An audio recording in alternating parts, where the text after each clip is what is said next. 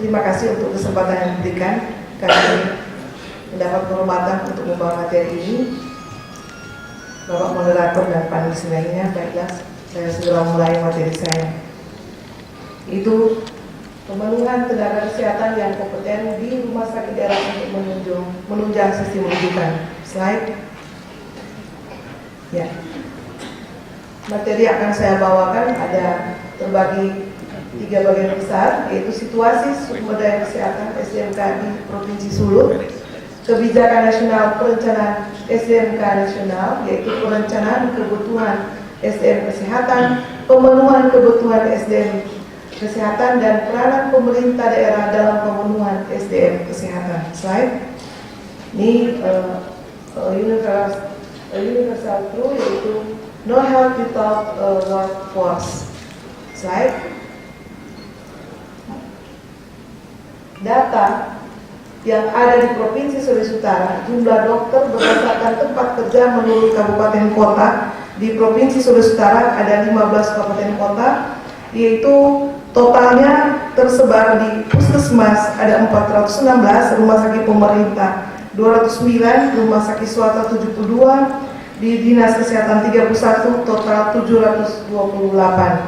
Dengan rasio tenaga dokter umum per 100.000 penduduk di Sulut adalah 32 per 100.000 penduduk, di mana angka referensinya 30 per 100.000. Untuk Provinsi Sulawesi Utara, 38% dokter umum bekerja di rumah sakit. Slide. Sedangkan jumlah dokter gigi berdasarkan tempat kerja menurut kabupaten kota di Provinsi Sulut, yaitu berjumlah total 58 orang, di mana rasio dokter gigi dan jumlah penduduk di Sulut adalah 3 per 100.000, sedangkan referensinya harusnya 11 per 100.000. Dan persentase dokter gigi bekerja di rumah sakit 22%. Slide berikut, jumlah dokter spesialis berdasarkan tempat kerja menurut kabupaten kota di Provinsi Sulut. Kalau kita lihat sini memang terbanyak di Manado, ada sekitar 370 dokter spesialis, sedangkan rasio dokter spesialis per penduduk adalah 22 per 100.000 penduduk, dan 97% dokter spesialis di Provinsi Sulawesi Utara bekerja di rumah sakit. Dengan belum adanya pemerataan, masih banyak itu di kota Manado, yaitu di ibu kota Provinsi Sulawesi Utara. Jadi penyebaran belum merata. Slide berikut. Jumlah perawat berdasarkan tempat kerja menurut kabupaten kota di Sulut, yaitu sejumlah 4.251, dengan pembagian sudah cukup merata, di mana 56% perawat bekerja di rumah sakit. Slide berikut, jumlah bidan berdasarkan tempat kerja menurut kabupaten kota di Provinsi Sulut, yaitu berjumlah total 1.275 bidan. Dan kita lihat sini penyebaran juga belum terlalu merata. Ada yang masih 11, ada yang 17, tapi di sisi lain di Minahasa Selatan, di Minahasa Utara, kemudian di Manado itu banyak.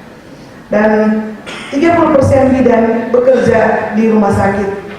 Slide berikut, jumlah apoteker berdasarkan tempat kerja menurut kabupaten kota di Provinsi Sulawesi Utara, totalnya ada 71 apoteker, dan rasio apoteker adalah 3 per 100.000 penduduk, di mana rujukannya 10 per 100.000, dan untuk Provinsi Sulut 42% apoteker bekerja di rumah sakit. Slide berikut.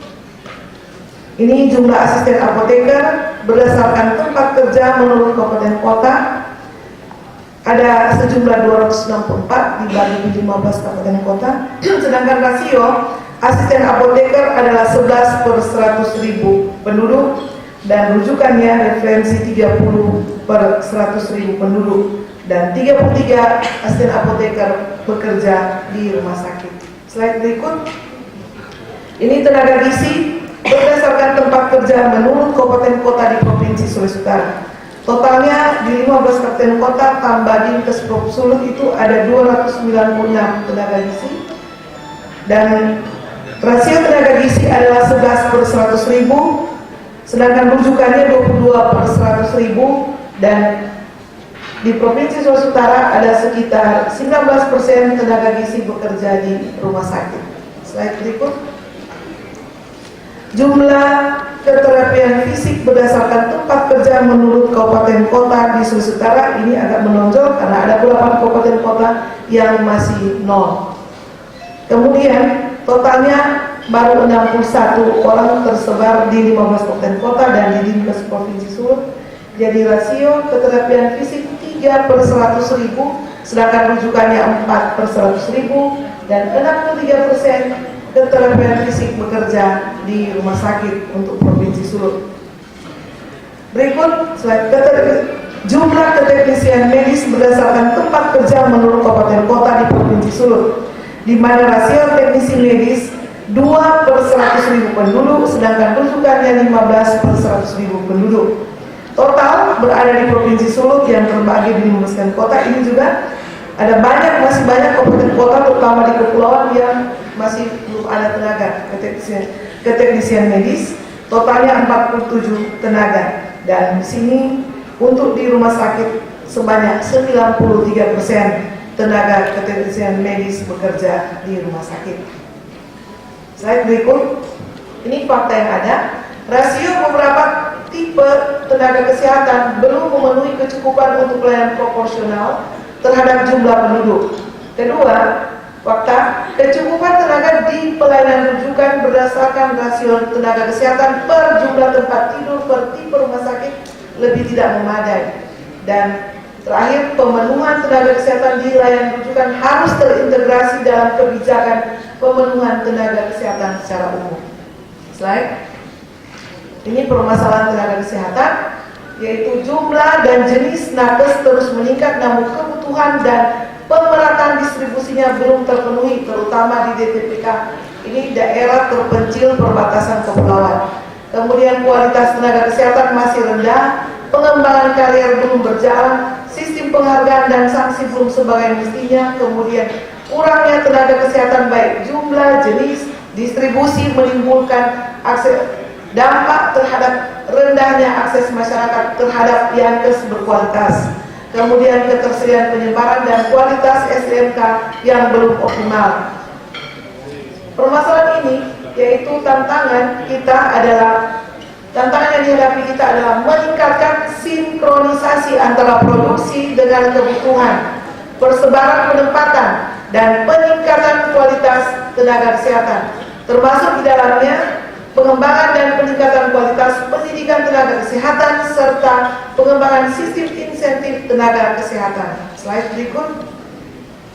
Ini isu SDM yang merupakan isu strategis dalam RPJMN 3 2015 sampai 2019 menurut Undang-Undang Nomor 17 2005 tentang RPJMN 2005-2025, yaitu pada RPJM ketiga di tahun 2012 sampai 2009 memantapkan pembangunan secara menyeluruh dengan meningkatkan pembangunan keunggulan kompetitif perekonomian yang berbasis sumber daya alam yang tersedia, SDM yang berkualitas serta kemampuan iptek, di mana diharapkan adanya pengembangan SDM kesehatan yang berkualitas.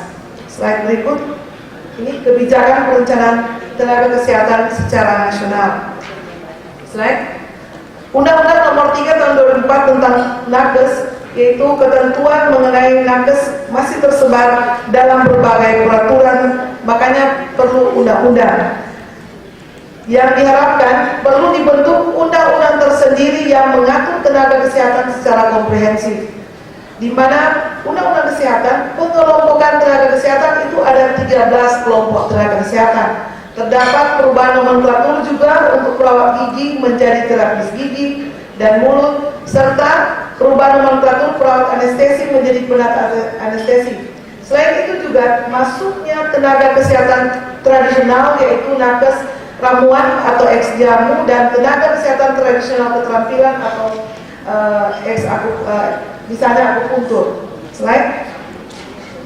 Ini adalah arah kebijakan program tenaga kesehatan dan diharapkan bagaimana kita untuk mencapai strategi program tenaga kesehatan, yaitu penguatan perencanaan, pengembangan jenis tenaga kesehatan, ya. Dengan diharapkan adanya penguatan perencanaan, adanya strateginya pengembangan distribusi tenaga yang terintegrasi, mengikat dan lokal spesifik. Sedangkan pengembangan jenis tenaga kesehatan diharapkan strateginya peningkatan produksi SDM kesehatan yang bermutu, kemudian penyesuaian kurikulum. Diharapkan strateginya penerapan mekanisme registrasi dan lisensi tenaga dengan uji kompetensi pada seluruh tenaga kesehatan.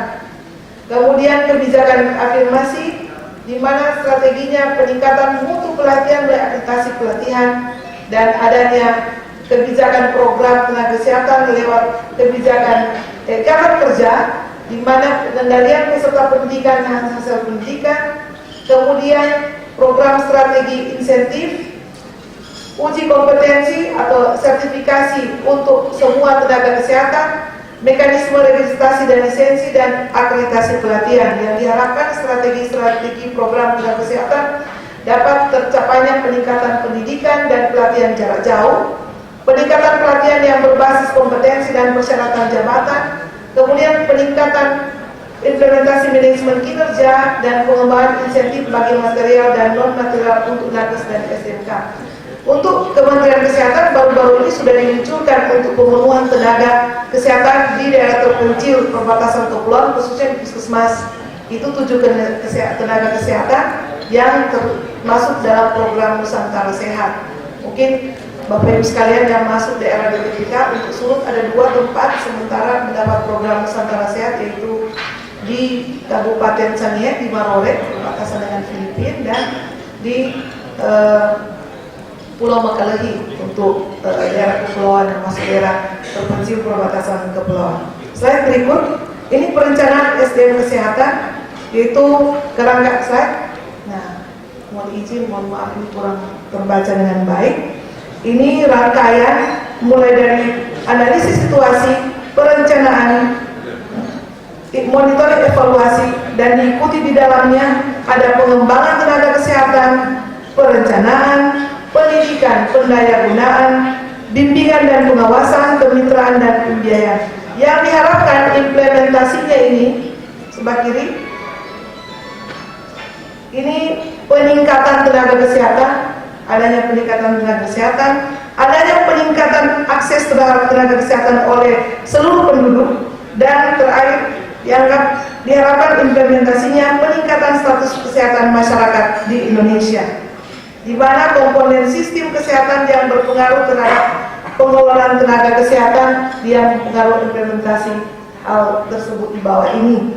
Kemudian juga dipengaruhi oleh lingkungan strategis, yaitu politik, ekonomi, sosial, budaya, hankam, geografi, dan demografi. Inilah yang kita harapkan dapat berjalan lancar seperti dalam roda ini, dan diharapkan implementasi dapat terwujud. Tapi faktor-faktor yang di kiri kanan itu juga sangat mempengaruhi. Slide. Tujuan perencanaan kebutuhan kesehatan, yaitu pertama, untuk memenuhi kebutuhan saat ini dan masa depan, yaitu memenuhi jenis, jumlah, dan kualifikasi tenaga kesehatan. Kemudian menghubungkan nakes yang ada saat ini terhadap kebutuhan yang akan datang untuk antisipasi perkembangan. Ketiga, memperkirakan kecenderungan terhadap banyaknya penyediaan atau pengadaan produksi tiap jenis tenaga kesehatan yang dibutuhkan. Slide.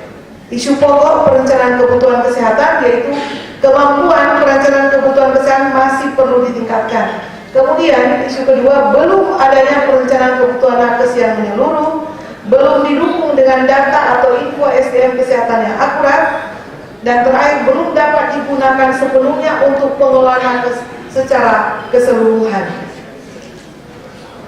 Slide berikut, ini perencanaan kebutuhan kesehatan, di mana pemerintah dan pemerintah daerah Pemda wajib memenuhi kebutuhan tenaga kesehatan baik dalam jumlah, jenis maupun dalam kompetensi secara merata untuk menjamin keberlangsungan pembangunan kesehatan. Itu lewat pasal 13 Undang-Undang Tenaga Kesehatan. Ini menjadi juga salah satu percepatan, karena di Provinsi Sulut ada 4 rumah sakit umum daerah yang menjadi diharapkan 5 tahun ke depan, 2015-2019, menjadi rumah sakit pusat rumah sakit rujukan regional yang membawahi beberapa rumah sakit, karena di Provinsi Sul ada 39 rumah sakit umum daerah, Polri, TNI maupun swasta. Jadi itu tantangan kita dalam rangka juga pemulihan kesehatan. Jadi tipe C ada 4 rumah sakit umum daerah Noongan, rumah sakit di Noongan, di Minahasa, rumah sakit umum daerah Walana Maramis di Linut, Minahasa Utara, dan rumah sakit umum daerah Lipendage di Sangihe, dan rumah sakit umum daerah Pekundayan di Bolmo. Itu yang kerja keras kita bagaimana untuk Pemda memacu dari tipe C itu menjadi tipe D. Karena rumah sakit umum pusat Kando vertikal tahun ini kalau nggak salah 20 Maret sudah ditetapkan menjadi salah satu rumah sakit umum pusat rujukan nasional. Ini untuk masalah kami di Provinsi Sulawesi Utara. Jadi dalam rangka pemenuhan tenaga kesehatan untuk dalam rangka sistem rujukan dapat berjalan, karena di Sulu sudah ada Perbu nomor 16 tentang sistem rujukan yang bisa ditindaklanjuti di kabupaten kota. Ada Perbu atau Perwako.